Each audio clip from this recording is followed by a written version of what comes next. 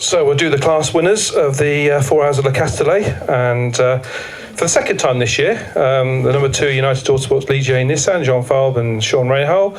A great result, guys, from 5th on the LMP3 grid.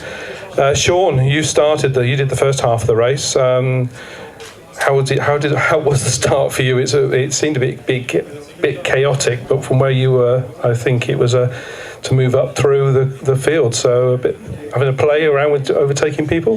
The first stint definitely got worse before it got better. We decided to be different than the rest of the field and go low downforce, and that was not a good solution. So it was a really tough race. It just kind of fell to us. We didn't practice and saved our tires, and I was able to have new tires when everyone had the second stint on their tires for the second hour, and that's really what paid off for us. John had an amazing double stint there at the end, but I think if we wouldn't have had that second set of tires, we would have been kind of screwed. But United Autosports did a great job. Sometimes you got to risk it, and we did this weekend, and maybe we'll be a little bit more reserved at Spa. As I say, were you expecting this result when you actually started the race, from where you were and what had happened on qualifying and the pre-practice? My teammates said on the radio they're in trouble, and the second lap I said, man, this is going to be a long day, a long ride to Marseille.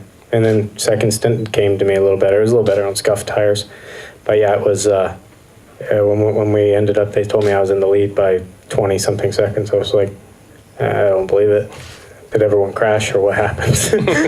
So but John did a great job, and we'll talk to him. John, yeah, you double stinted well. You shared half the race with Sean. As I said to him, were you expecting this result before the race? Were you expecting to be where you're sitting now? Yeah, quite honestly, we were feeling really good, and we thought we had a really good strategy, and the car was set up to work well, and we did some testing, and we thought we were ready, and we had an extra set of tires in the bag. But about 15 minutes into the race, I thought this strategy is busted. So, but we got the full course. Sean got another bullet and made hay. So, yeah, it worked at the end. I'm not sure I'd do it in hindsight again, but it is what it is. Is this a tough track, especially in this heat? Honestly, it wasn't hot for me in the car. It's busy. You're always doing something. There's not a lot of time to take a break. So, physically and mentally, there's always something going on. And what about Spa? We got the next race at Spa. You looking forward to that one? Yeah, for sure. Can't wait. It's going to be fun. I can't remember what you did last year, but is it? Talk us through the Spa track. What do you like the most about that circuit? Well, when the car's working well, I love Eau Rouge. When it's not, it's a little bit like a gamble. But it's just really fast. Lots of very fast turns. So that's what I enjoy about it. Perfect. Guys, thank you very much, and great result. You're 11 points in the lead now, so extended your lead slightly to 70 to 59 points. So congratulations, and with 2 races to go. So well done. Excellent. And for the second time in 2 races, the number 55 Spirit of Race Ferrari F488, Aaron Scott, Duncan Cameron, Matt Griffin, from maximum points this weekend, guys, from the pole position point as well. So puts you back in contention in the championship as well. Aaron, you started the race from pole. What happened at the start? Because Christian got a better start, didn't he? I wasn't too worried about the... Oh, hang on a minute. We have the mic. Yeah. I wasn't really worried about the start in terms of whether I came out the first corner in the lead or not. I was more worried just making sure I survived the first couple of laps, and I wanted to be able to manage my tyres. So I was happy when Christian's normally a bit aggressive at the start, and I was happy to let him go because I knew I could come back at him. And then I managed my tyres pretty well and had a strong first stint. I think also because I was able to pass Christian at the right moment, that gave me a bit of a gap, and that gave me the luxury to control the stint a bit.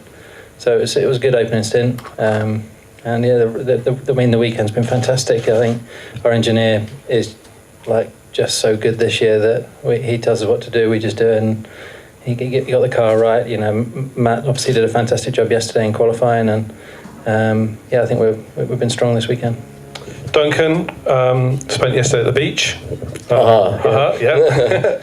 Somebody let that slip, did they? But also for your birthday, happy birthday. Yeah. What a great result for your birthday. Yeah, fantastic. Can't believe it, really. I mean, yeah, after finding out when I was on the beach yesterday that he'd gone and stuck it on pole by a fairly good margin as well. You know, it's too much to hope that you're going to win the day after, isn't it? But yeah, I mean, Aaron, like you said, did a fantastic first stint. We were worried about the tyres because we didn't test here before the race, so we hadn't really experimented with compounds and what have you. And in FP1, we only tried the softer compounds, and I think, you know, realised that we probably weren't going to be able to run the race on those, so did something different instead. Yeah, I was worried about the tyre deg, and you don't want to end up after an hour with melted tyres and a car that won't turn in and then oversteers on the exit, and you know it's hot and blah, blah. So it was all about managing the tyres, and Luca did a great job of setting the car up to make it a really good car to drive in the race. It was really adjustable in the brakes, which helped a lot. If you went into a corner too quick and generated understeer, you could just touch the brake pedal a little bit and stop that. So yeah, it was really good. I enjoyed it actually. So which was more satisfying, the win in Red Bull Ring or the win here at Le Castellet? I think here, really. Yeah, I mean, I enjoyed both. Probably the Red Bull Ring for me was more of an interesting stint because I had Gianluca behind me, and he was sort of coming and then going and coming and then going as the traffic came. But here, you know, twice on the bounce. That's my birthday. Yeah. Yes, definitely. Congratulations, Matt. You took the car over. As Duncan said, you stuck it on pole by a fair margin yesterday, and the car was the car fine by the time you took the car over? The car was amazing all weekend from the moment we put it on the track, and you know, getting pole yesterday was great, but you know, it wasn't our main aim for the weekend. We were fully focused on tyre management. And I think that really showed in the race. I mean, the Aston seemed to have a lot more speed than us if you look at the fastest laps. But as a group, we were just able to manage the tyres far, far better than they were. So our drop-off was far less. So, you know, the second half of the stint, we were super strong. And to be honest, by the time I got in the car, there wasn't much to do. I think I got in the car with about a 40-second lead. I got that up to 50. And then it was just about me managing that gap. 50 seconds and really managing the tyres, because the thing with them is that with the track temperature so hot here and ambient, if you push very hard and the tyre drops off, you can easily lose 5 seconds a lap, you know, so you have to really manage that. And I think that's where we won the race, was probably in FP1, because we were so focused on that. And you know, the second half of all of our stints compared to the other drivers was just really, really strong. So yeah, it's fantastic to win 2 on the bounce. It's my 3rd win here, I think, so it's good. A 51-point haul from Red Bull Ring in here has put you within 13 points of TF Sport at the top of the table, so you're back in contention with 2 races to go. So I don't care. You don't care? No, I just want to win every race. That's all right then. That's all right then. So, right, on that note then, talk us about Spa. What's your thoughts on that race? I mean, Spa's fantastic. You know, weather could play a part, and who knows, LMGT is super competitive. European Le Mans Series is a great championship. It's, you know, any car can win. So, you know, the numbers aren't that high, but the 6 cars and 6 cars can win the race. So, you know, I think every driver here loves Spa. 3 of us have a lot of experience around Spa. And, yeah, hopefully we'll put the car on the track FP1. It'll be good, and we'll have a good weekend from there. But I'm certainly looking forward to tackling Eau Rouge and Blanchimont in our car, particularly in qualifying.